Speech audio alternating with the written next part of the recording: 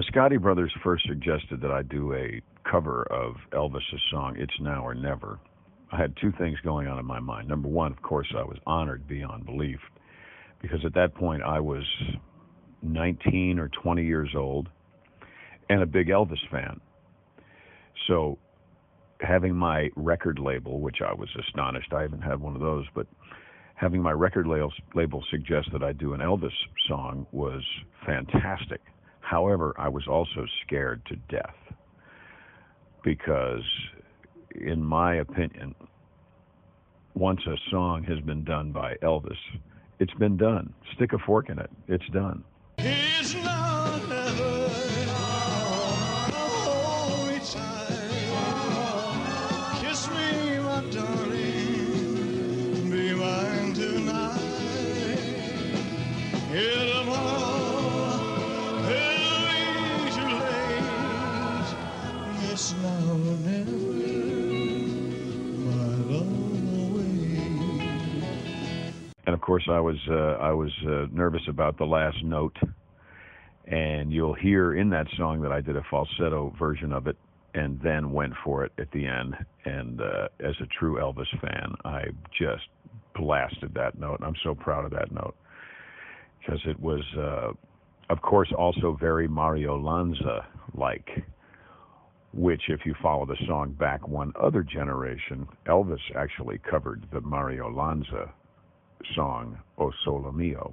It's now or never,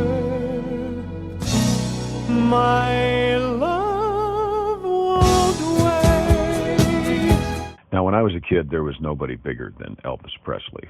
I happened to become aware of him just as his resurgence happened with the concert in Vegas and the Elvis show, seeing it on television with my mother and my grandmother, and it was just fantastic. I was always an Elvis fan. In fact, I was waiting in line to see, I believe it was Live and Let Die, the James Bond film, when I'd heard that Elvis had passed. And I am one of those people who certainly didn't or couldn't or wouldn't believe it when I first heard the news. Now, of course, I have often wondered if Elvis had not passed away, what he would have thought of Dukes of Hazzard. And I'm quite sure that Elvis would have been a ravenous Dukes of Hazzard fan. I'm sure he would have had a General Lee in the driveway at Graceland, and I'm sure that he probably would have jumped one or two. So I'm actually very saddened by Elvis's passing before the Dukes of Hazzard came around.